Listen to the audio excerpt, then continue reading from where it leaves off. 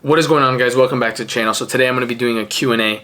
If you're wondering where the questions came from, they came from my Instagram. If you do not follow me there, definitely go check it out. You guys have the chance to pick what workouts I do and workouts I try. So definitely go check that out. It's at sam.zacka. I'm going to leave it on the screen and I'll put it in the description as well. If you're new to the channel, hit the subscribe button.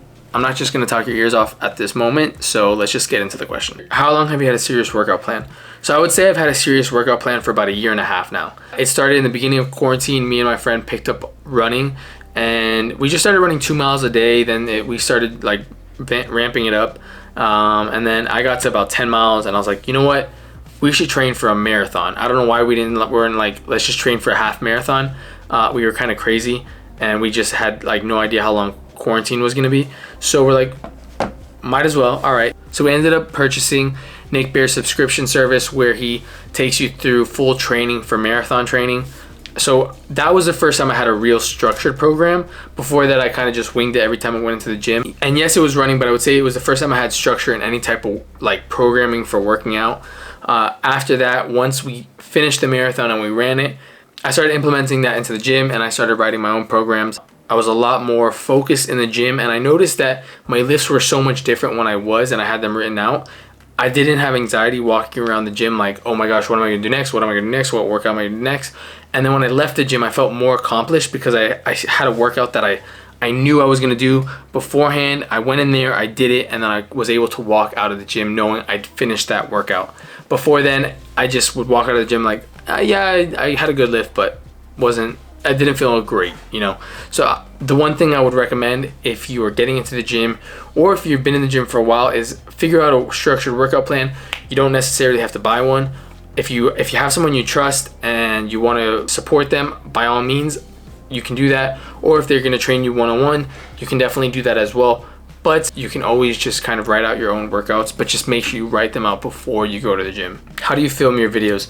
Okay, so I film my videos on a Sony ZV-1 camera. It is a vlogging camera, and I'm hoping by mid-year I'm able to upgrade to a Sony a7R III. I really want one. But right now this works amazing. It shoots in 4K. I'm gonna leave it in the description. It's in my Amazon store. I only put it there so people like know exactly what camera and where I got it from, because that's where I did get it from. I got it from Amazon. You probably can find it at Best Buy or on Sony.com, but on Amazon I'm pretty sure it's Prime, so it came like in 2-3 days, which was really nice. Biggest tip for the teardrop on the quads. So I would definitely recommend focusing on the quads. You gotta make sure you're hitting workouts that actually target the quads. So quad extensions or leg extensions, I call them quad extensions. I just have done it for years now. I always get crap for it though. I would say anywhere from like 12 to 20 reps is a good rep range for that. Also, some other exercises are leg press, but when you do the leg press, you're gonna wanna bring your stance in a little bit narrow and bring it down just a little bit also. That will target the quads more, as well as if you do an elevated heel like goblet squat or an elevated heel barbell or Smith machine squat. If you're trying to go heavy for the goblet squat, the dumbbell is going to be a limiting factor, because holding a heavy dumbbell right here, you're going to start bending over too much. So you're going to either want to do a Smith machine or a barbell squat. Also, another tip is splitting up your quads and your hamstring and glute days. So do like a quad and calf day, and then at the end of the week do glutes and hammies, or however you want to split it up. I usually do like Monday quads and calves, and then like either Thursday or Friday I will do glutes and hammies.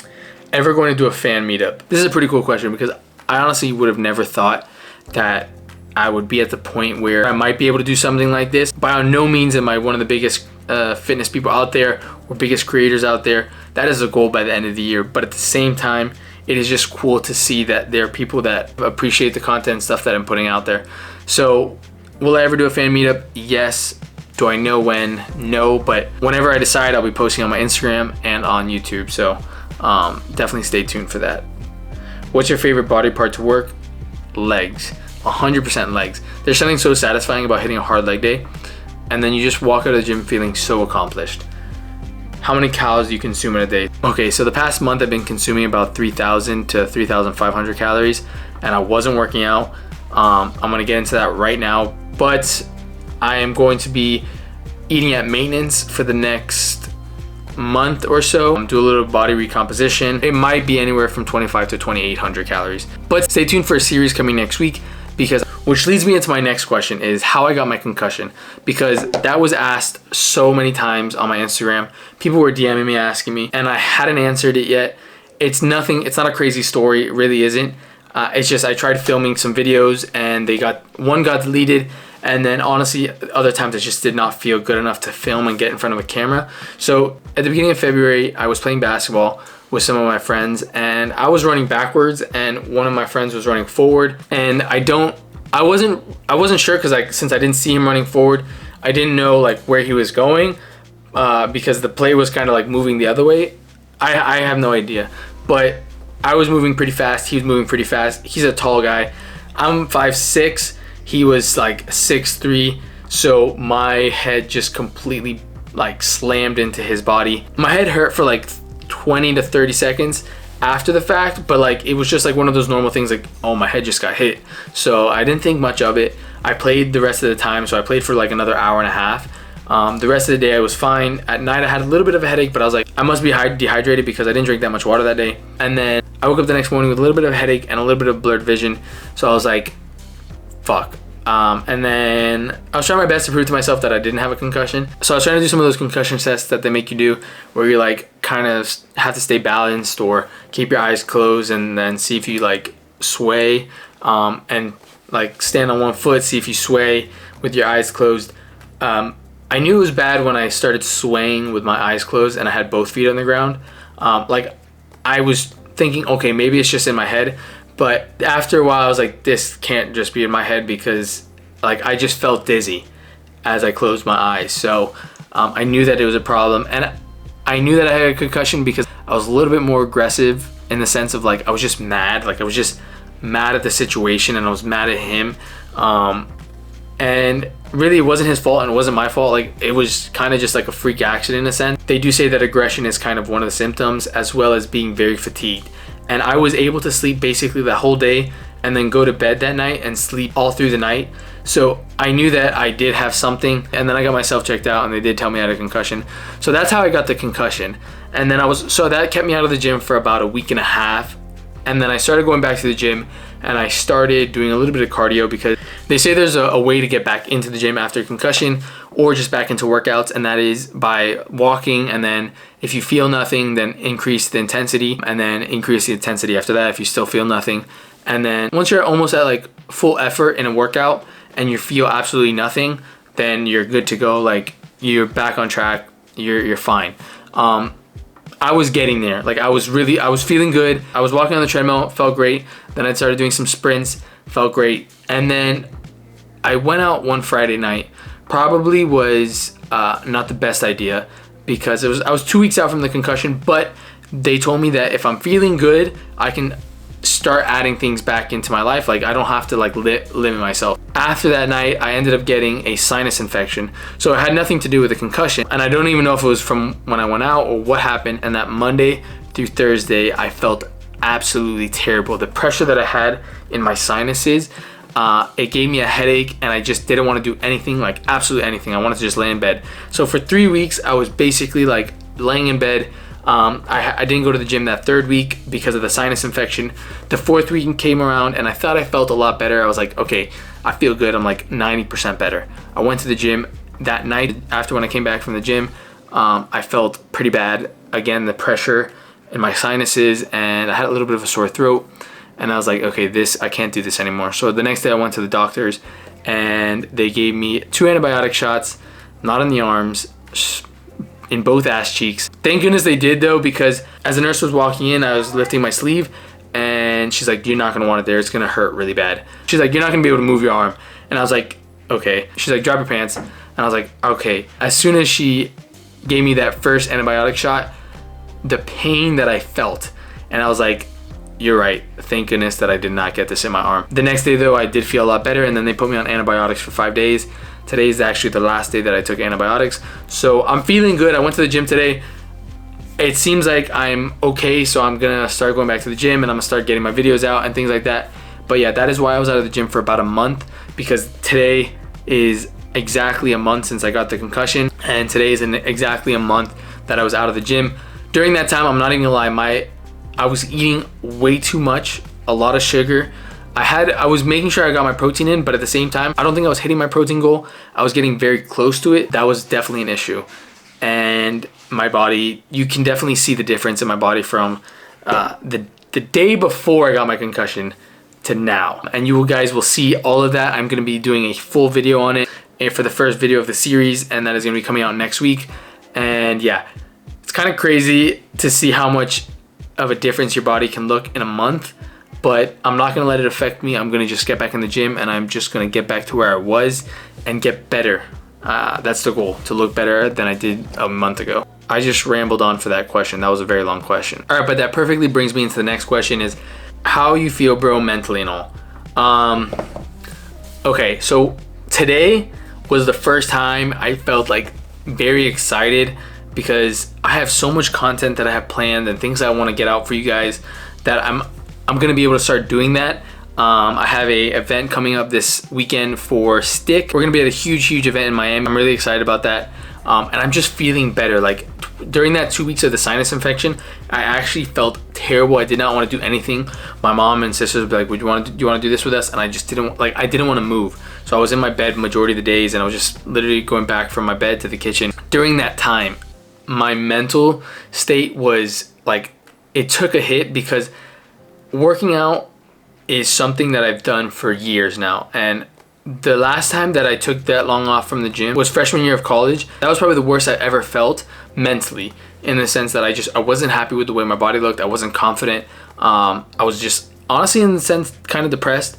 And I rely a lot on the gym, not because of looks wise. That is a plus, but I use it as like an outlet in a sense, and not having it is just kind of like difficult, as well as just not feeling good when I was eating all that food. And it came to the point where I was like, I just need to stop, which I did. I started eating a lot better, but at the same time, it wasn't the same. I wanted to get back in the gym. I wanted to feel that sweat.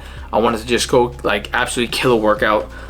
So my mental did take a hit during that time. I was like a little bit depressed and a little bit angry, but now I can definitely say I'm happy and I'm excited, because I have a lot of things planned. And during that time, I realized how much I enjoy filming and how much I enjoy doing this. And I just wanted to I wanted to get back to it as fast as I could. All right. Very different question. Ass or tits? I'm an ass man. Do you do cardio every day? I assume this question was coming because I was fairly lean before this past month.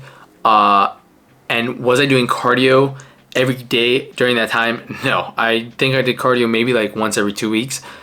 And it really comes down to eating. So like if you're eating properly and you're eating at either maintenance, if you're at a body weight that you enjoy staying at, or in a deficit, you don't necessarily need cardio. It just helps you get into a bigger deficit, and it allows you to eat more during a cut. But at the same time, I wasn't doing cardio every single day because it's not necessary. I would say cardio is just good to add in just for health reasons. So I am going to be implementing cardio probably every day, probably like 10 to 20 minutes. And then as soon as I get into a cut, I'll see about what I do with that. I probably won't do that much cardio, like intense cardio. And when I mean intense cardio, I mean like longer duration, because you don't want to really do HIIT cardio on a cut, but you don't need cardio every single day if you want to lose weight. It just really comes down to calories. All right, so I feel like I've been rambling on, so I'm going to answer a few more questions and then call it, because this video is probably already long enough. The next question is favorite pre-workout I use. So I used to use Gorilla Mind. I love their products, love their formulations. Derek absolutely kills it, but I switched over to Raw Nutrition, so now I use Raw Pre. And the reason I like this one is because it has 50 milligrams of caffeine. I normally work out in the morning, so I already have coffee right before that, and so then I just kind of supplement this after. I also will stack it with Raw Pump, and that stack right there is insane. I just got this, and I've tried C-Bum's pre-workouts before. I got it when he was with Jacked Factory, and this is, I'm pretty sure, the same formulation. It's just a different flavor. This is the 3-peat flavor, and I've heard it tastes like either Swedish Fish or bubblegum. Now, the reason I say or is because I've heard one person say it tastes like Swedish Fish, the other person say it tastes like bubblegum. I have yet to try it for myself, so when I do, I'll let you guys know what it tastes like. I'm really excited to try this. This one has, for 1 scoop, it has 160 milligrams of caffeine, and for 2 scoops, it has about 300 milligrams of caffeine. This is probably a pre-workout I'll use a lot during the afternoons. Is pre-workout super necessary for your workouts? Absolutely not. You can get a great workout without them. I just really enjoy using them. My pee is green. Am I hydrated? Dude, absolutely not. Definitely up your water game. Honestly, up your intake of any type of liquid. How has the gym influenced your discipline? Don't you have multiple projects plus school? This is a great question. Short answer, the gym has influenced my discipline tremendously. The amount of discipline you need to have to be able to like do school, do everything else that you need to do, and then at the end of the day end up going to the gym or wake up early to go to the gym. It's hard because if you're just relying on motivation, you won't get there. I tell a lot of people, like, you can't rely on the motivation because motivation will only get you so far, and then after that, like, that's it. Once the motivation kind of runs out, or like that it fades, because usually it fades, then what are you supposed to do? And so with discipline, like if you're disciplined to go to the gym every single day, I promise you the motivation will come more than you think when you start seeing results. So that's kind of like why I rely so much on discipline. Right now I have my last semester of college, so I graduate in April. I also own a company called Stick with one of my really good friends. It's an athletic clothing brand apparel. We specialize in single leg tights, but we have basically everything. I help my sister with her company called The Kneady Dough. It's a cookie company. I also film for YouTube and TikTok and edit all my own videos. So I'm kind of all over the place, but at the same time, with the discipline to make sure that I structure my days properly, I'm able to get everything I need to get done. I also personal train. I'm only doing online clients now, which I have some really exciting news coming up very soon about my online training. So I'll probably announce that in the next video or the video after that. I'm not sure, but stay tuned for that.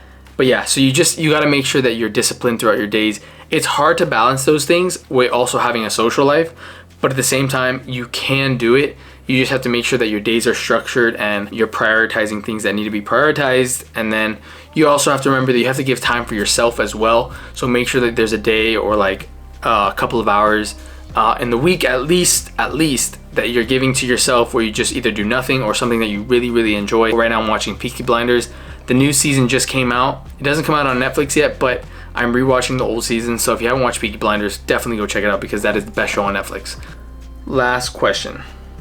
Worst or best life advice you've ever received? Worst advice I've ever received. I would say the worst advice I'd ever received is to stop focusing on what I'm doing now in the sense of like filming and things like that, and just go get a job. A lot of people don't believe that you can change your life with this stuff. So I don't blame them for telling me that, but I'm glad I didn't listen, and I just want to keep going with all this stuff. So that was probably the worst advice I've ever received. The best advice I've ever received, I wouldn't even say it's the best advice I've ever received, like personally, because it wasn't like directly told to me. I was watching a video like a year ago, and it was Will Smith, and he was talking about the best things in life are on the other side of fear. And I think that kind of like really changed my perspective on things, because it's so true. Like I was so afraid to post that first TikTok. I was so afraid to kind of just put myself out there. One of the first videos that did really well, I had to go up to somebody and ask them to do a workout, and I was really afraid to go up to her and ask her. Like, those are small things, but at the same time, if I didn't do those things because I was afraid, I don't know if I'd be where I am right now. And I know that if I let fear guide me the rest of the way through my life, I won't get to where I want to get to. So I would say that's probably the best advice I've ever heard. I highly recommend that you guys like kind of take that as well and just put yourself out there a little bit more. If there's something that you really want to do but you're nervous about it, I'm telling you, you just gotta put yourself out there sometimes. It's the only way, and you never know what's gonna happen. It might be the best decision of your life. I think that's the best advice I've ever heard, and I hope that now that you have heard that, it'll help you to just kind of push yourself to do a little bit more. So I'm gonna wrap the video up there.